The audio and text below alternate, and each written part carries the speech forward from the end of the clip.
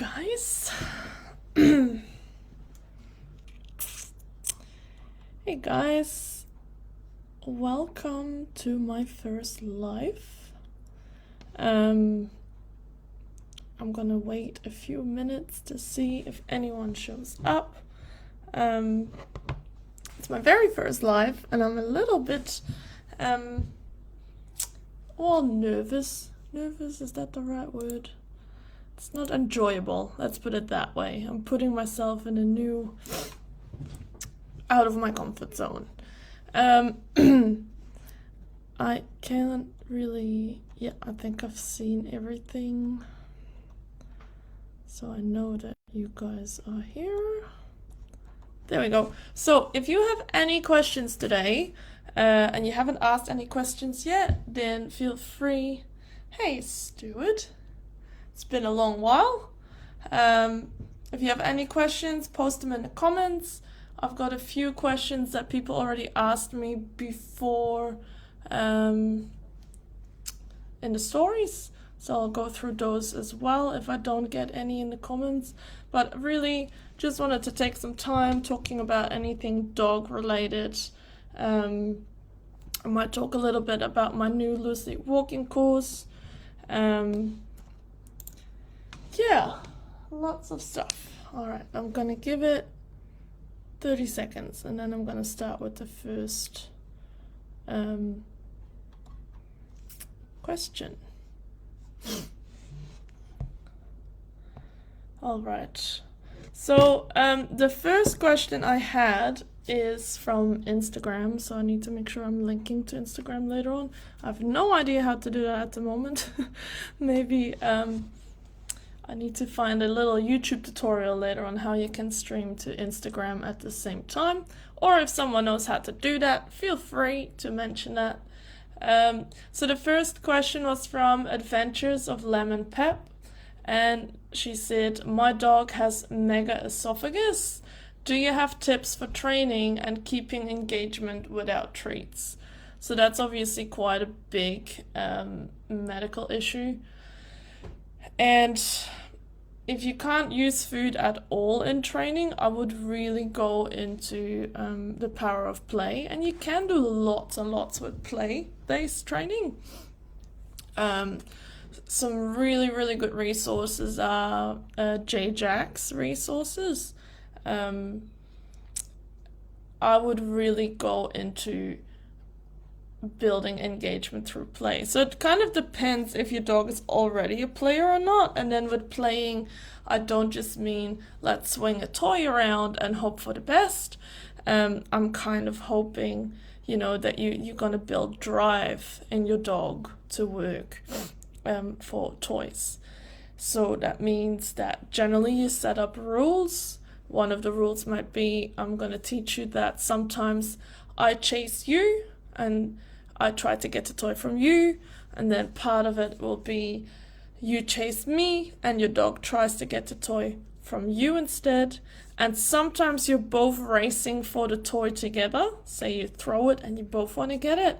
And sometimes you're tugging and you're fighting for the toy together. And then you're going to put rules into that where put obedience in and all that kind of stuff. But getting some really good engagement going on play, if your dog is already into play, is a really, really good way to train your dog. It is just the only thing I want to say about that. It can be a little bit tricky. Your dog will get much quicker, will get tired much quicker than if you use food. And I would also really work on a solid out command, especially if your dog is a bit like my dog, which is sunbathing over there. You want to get the toy back quite quickly. And a flirt ball is also really great to work on toy engagement. So yeah, that's the directions I would take. I would really look into J-Jack's material because he's a real expert on play is the way. And that's also the name of his seminar, I'm pretty sure. So yeah, have a look into that. Thank you for that question though, because that's very different. All right, Ashley asked me how to help my dog to be less nervous around strangers. And I know a lot of owners struggle with that. So let's have a big chat about that. Hold on.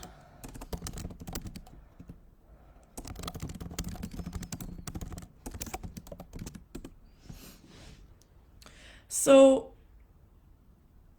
if your dog is nervous around strangers, one of the main things is going to be to not put your dog in situations where they feel like you're not advocating for them or where you're not sticking up for them. Yeah, so what we tend to do is like, oh, my dog is nervous about people, and then people will go like, it's okay, and they hold their hands out and they come into their dog space because that's what everyone has been teaching the dog. What that kind of does is make it worse, because now the dog is like, see, I told you it was not great to be around people because they invaded my space. I wasn't,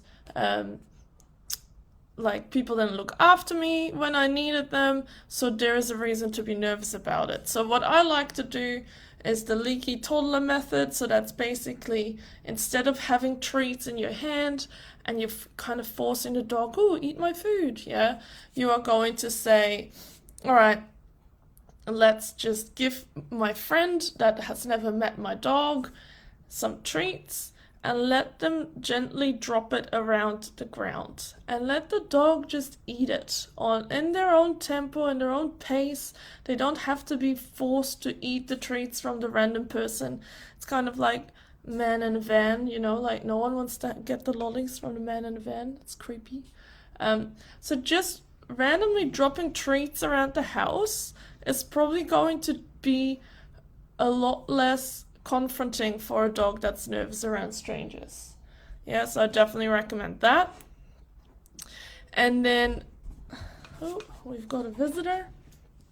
And then second, that I think is very important, is don't put your dog in situations where they are confronted with random people. Like I, for example, never let people pet my dogs. My dogs are my dogs, they're not public property. And when people ask, I say, no thanks, we're training, or not right now.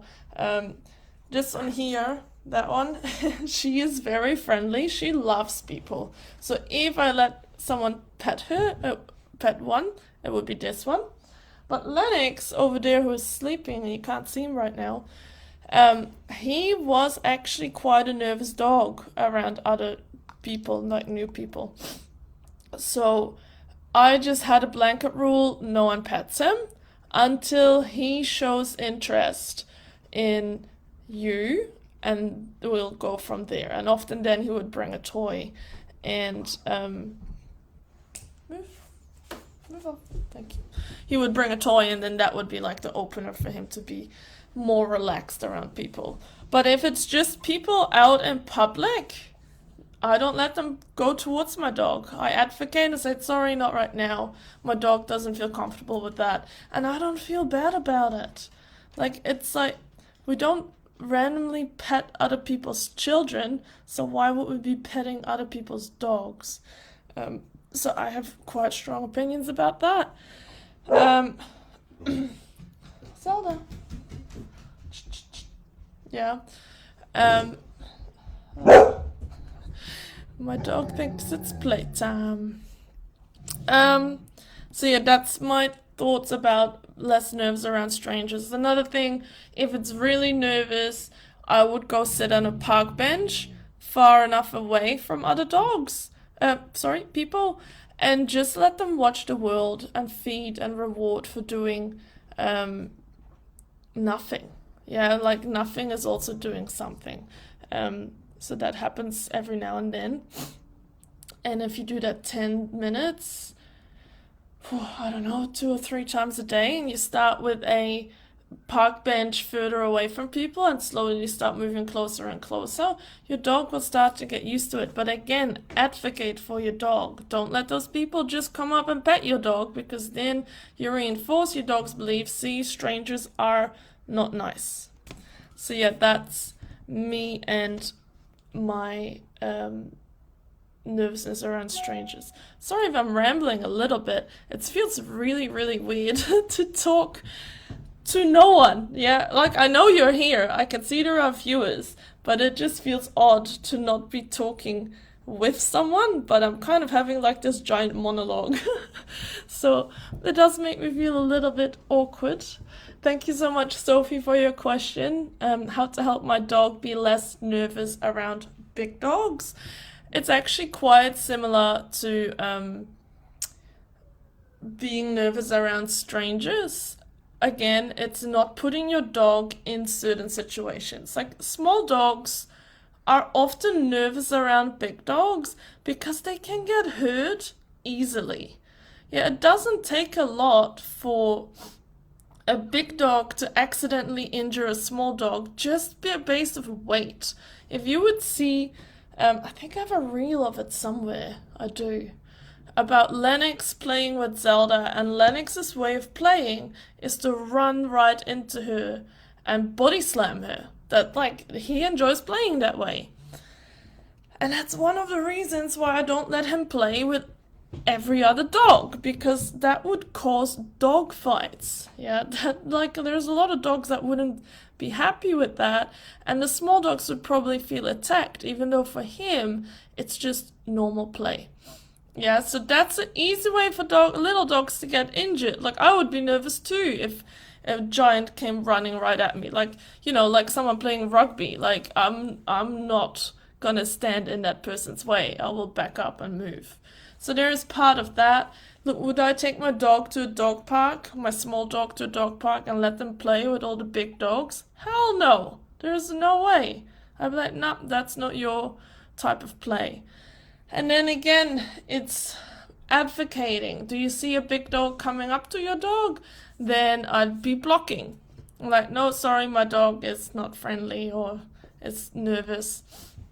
And then I'd probably try and expose my dog to solid, calm, large dogs. So if you have a Chihuahua, I know that's not what you have, Sophie, but still, yeah, if you have a Chihuahua, maybe go and walk with a friend that has a Labrador, and just go for a walk. No playing, just walking, side by side walking. Yeah, that's a great way to build trust. And that way you are in control of the situation. Your dog learns, hey, mom or dad is sticking up for me. There isn't any threatening situation happening that the dog is just zooming right at your dog. And you also know that your friend has control of their dog. Whereas with random people on the beach or in the park, half of them are looking at their phones. They're not even paying attention to their dogs. So yeah, I would be very careful with those. But yeah, helping your dog be less nervous around dogs, exposure to solid dogs that you know, or something like a group class. Group classes are great. Yeah, if you can go to a group class where dogs are mixed, which most group classes are, that way your dog can be around bigger dogs and they're like, hey, they're not that bad after all. And that really helps. And I guess part of it also is your own, your own feelings, because I know some owners will get a bit like the moment they see another dog. And that also like bleeds into what the dog is feeling, obviously. Yeah, I hope that helped. Gail asked me how to teach a reliable drop command. So I think I have a video on YouTube on it, but it's very short. So with drop, I think the main part is fading out the hand movement. So and feeding from the ground. So when I reward the dog, I don't know if I can do it, I might have to bring one of my dogs over, is instead of rewarding from my hand, I reward on the ground in between their paws. Because what happens is if I feed from the hand, they will keep following me, especially when I'm starting to move away, they will get up and follow my hand. Whereas if I feed in between their paws, I can start standing up straighter and straighter and then start walking away. And what I also do is when I say down, yeah, use my hand signal and I go down, and then I will, if I want the dog to get up straight away, I say yes and they get their treat. But if I don't want them to get up straight away, I will say something like good. And good for me, for my dogs, means you're doing a good job, continue doing it. And then I have to start building on duration. So I might say, all right, I'm going to say good, and I'm going to count till 5, and then I say yes, and you get your treat. And then I count to 10, then to 20, to 30, and so on, until I get to, I don't know, 2 minutes. And then you start building on distance. Can I walk away from my dogs? Can I walk away 1 step, 2 steps, 5 steps, out of sight? Yeah, it's all about baby steps. But definitely feeding on the ground. I'll see if I can film it. Let me get a dog treat. My dogs will probably lose it if I do that. Danny. Sit. Yeah. So I have my treat. Is that over here? Wait. Yeah, I got my treat and I go down. And then instead of feeding from the hand like I'm doing here, I know it's hard to see, I'm going to feed in between his feet. Then you back up. Back. Yes. Down. Yeah, so again, both of them are lying down and I feed on the ground so I can then get up and move my hand instead of, say I haven't fed them yet. So I go down, and then I stand up, they will follow my hand. Yeah? It's really hard getting you guys in the camera properly. Move this way. Yeah, again, I go down, feet are here, stand up straight. And then again, feet are in between the paws instead of from my hand, where he follows me. Yeah? Very exaggerated, of course. Get that. Oh, Zelda, you missed it. Over here. I know. So yeah, that's how I teach a down command. And now they're gonna be hyper because they thought it's training time. Alright, Carrie got a question. Let me read it for a second. My Australian Shepherd mix is a nervous dog, always has been. My grandson's living with us for the last 3 months and barely sees him every single day. Okay, how old is your grandson, Carrie? If you can add that, that'd be great. I'll reply to it as well, because I don't know if you're still on the live.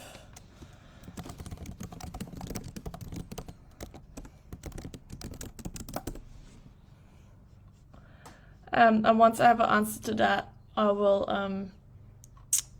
carry on with that question. Andrea asked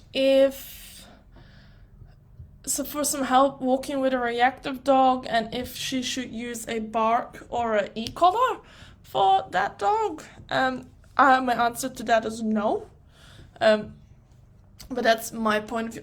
I wouldn't walk my dog ever on a bar collar, but that's me.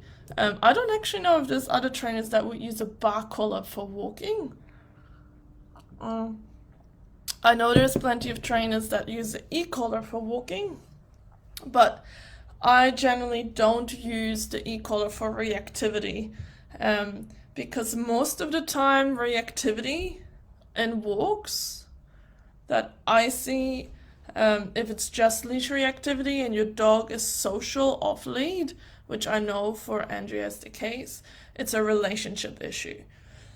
Yes, if your dog barks a lot at other dogs, and pulls on lead, then first that's what we need to work on. We need to go back to walking nicely on lead, and then from there we can work on anticipating and practicing some desensitization as well.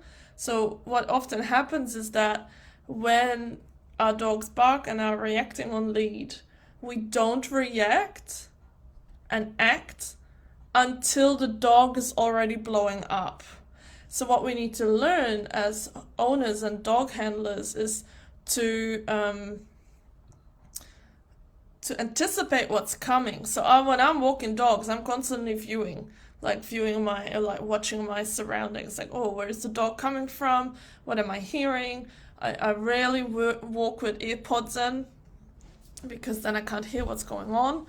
And I anticipate that if I have a dog with a history of reactivity, that I first react before the dog reacts. Yeah, so I'm basically don't even think about it before the dog already explodes. Because if the dog is exploding, it's done. Yeah, it's all you can do then is damage control. Whereas if you can react before the dog reacts, you can actually have a teaching moment. Yeah, you can teach them, don't do this, do that instead. You can try and distract with treats if needed, or with like a go find or a search kind of command. You can move and cross the street and create space. You can body block. You can possibly correct with a squirt bottle or like a loud sound if that's something your dog responds well to. But that's all timing. Yeah, and timing is really important when we train dogs. So I wouldn't go the ecollar way or the bark collar way if your dog has mild reactivity. Yes, that's my point of view. I'm just going to respond as I can to Carrie. So Carrie has a reactive dog, always been anxious, and now has a new family member living with her, and he sees the family member every day, but starts barking and sometimes charges him when he comes into the room. I've also told her not to approach her and just to ignore her. So what I would do, look, this is just going to assume, hey, come here. Not right now. Good boy. Lie down. Yes. So this is just me assuming that this hasn't been done yet, because obviously I don't know from a live question. And that is that, shh, sit down. And that is that you already have gone for walks. If you haven't walked together yet, I would definitely start with that. So you're going for walks together. Initially, you're holding the lead, and then you give the end of the lead to your grandson. If your grandson is old enough, like I don't know how old your grandson is, that's why I asked, how old is your grandson? If your grandson is old enough, I would share the lead, and then eventually he has the dog and walks with you there. That is a really good way to build relationship. I would also do what I said earlier to Ashley about being nervous around strangers, is give your grandson a bunch of kibble or treats. Don't let your dog Bailey eat out of his hand, but instead have your grandson just toss treats, like randomly at random times when maybe you're watching TV or something like that. So he starts to associate your grandson with, hey, sometimes there's just food flying out of his hand for no reason.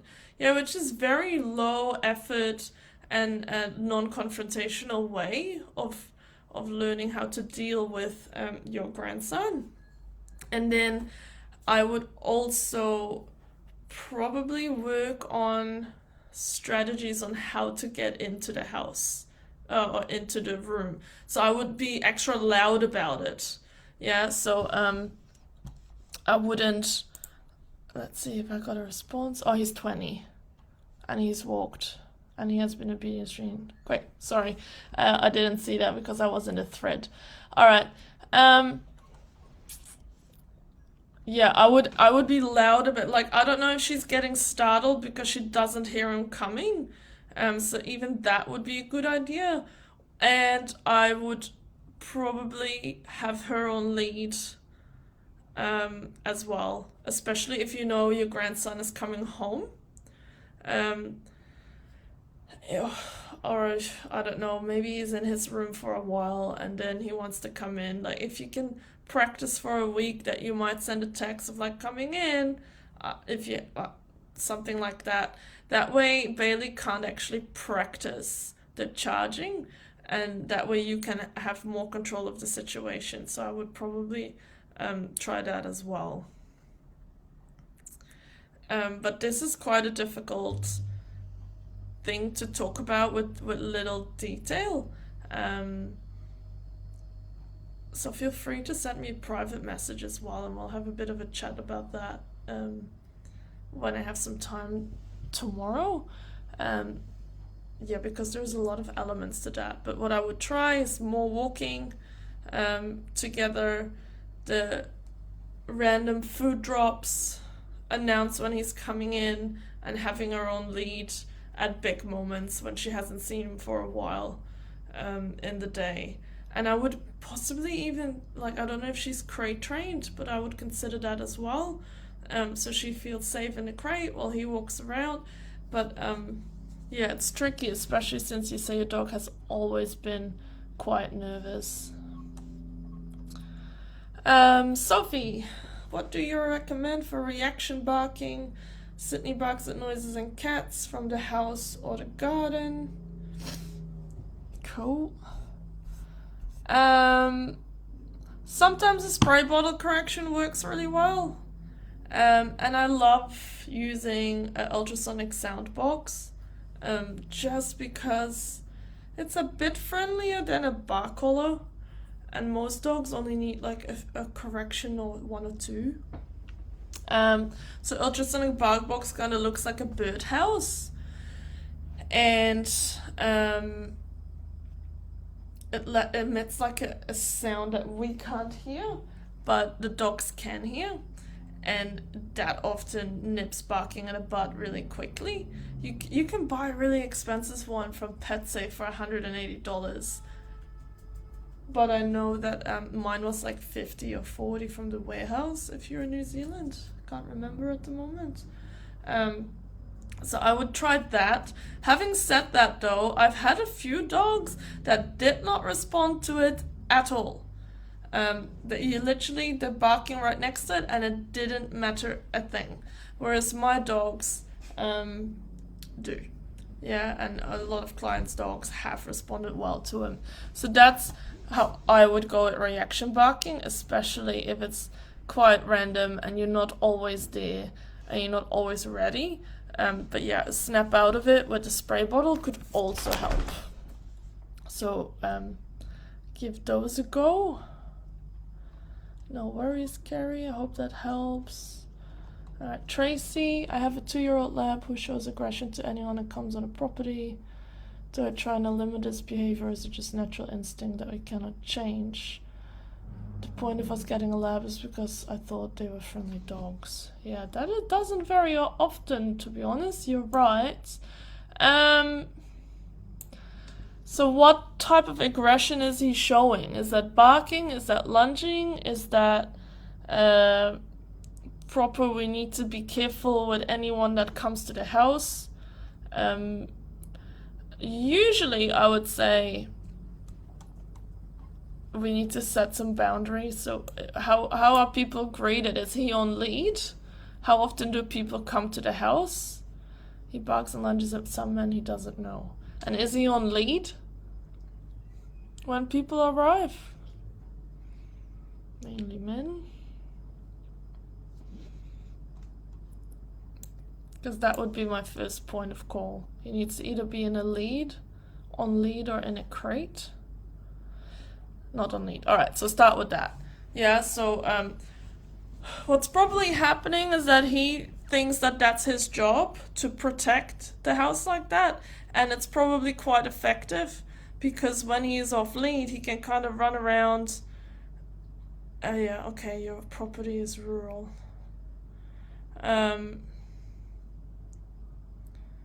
Yeah, that makes life a little bit trickier.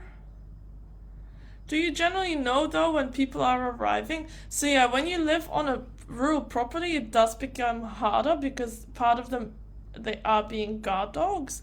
But if you know where he is, you know when people are arriving, he needs to 100% be on lead. And then I would apply some body pressure or again spray bottle correction backwards. So in my loose lead walking course, I do this activity around body pressure, and that basically covers a whole lot of work that I do. Yeah, so it's the 1, 2, 3 drill, and you run out when I hear him barking. Yeah. So for me, that means that he needs less freedom. Yeah, if we can't control him because he's running around and you can't be ahead of him, it means that we need to start restricting the space he has. Because that would be very hard to fix if he is just out and about and you're doing your own thing. The first thing is restriction, so he stops practicing that behavior. Again, that's a pretty tricky question to answer over a live, but I definitely think that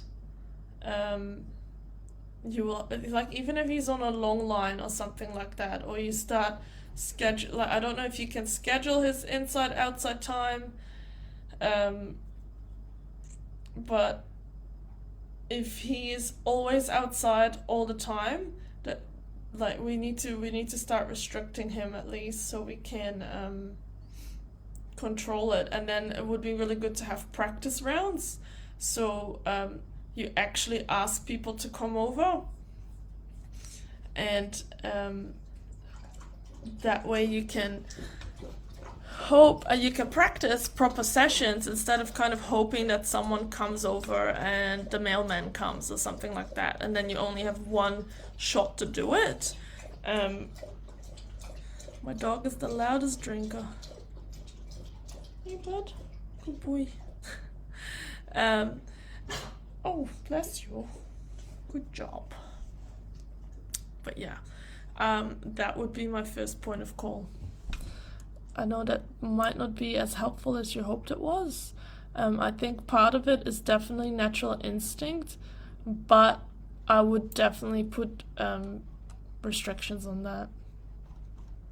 Thank you. Think I'd set up. Yeah, definitely set up visits, because if you set up visits, you can try with the same person about 5 or 6 times. Yeah, and after that, the dog is like, oh, I know who this is now, whatever.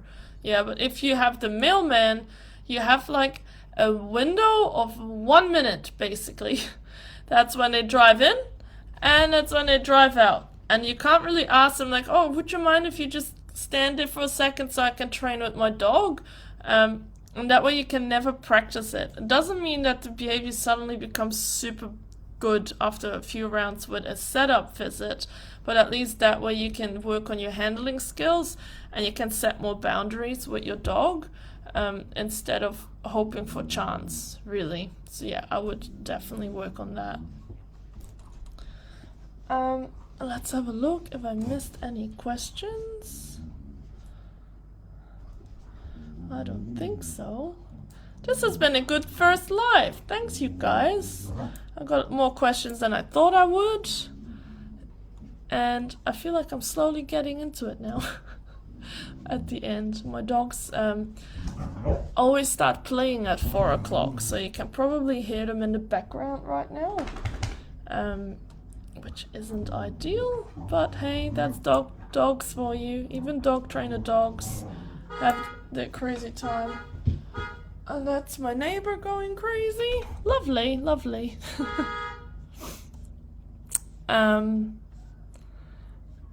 If there's no more questions, I might just wrap it up for the first time at this time. And then next time I will do a loosely walking class, like a loosely walking live only. And in August, I'm doing a reactive dog live together with, hold on, I forgot her Instagram handle, with Handlers and Humans. So she is a psychologist in the States, in Philadelphia, and she focuses on what it's like to have a reactive dog and what that actually does with us as humans, because we kind of get like a sort of PTSD. So I think it would be really good to talk about those feelings as well, especially because everyone has this idea of, I want this type of dog, and then it turns out quite differently, and it obviously comes with some sad behaviors. Thank you so much for watching and asking these questions. I'll see you next time. Thanks, guys.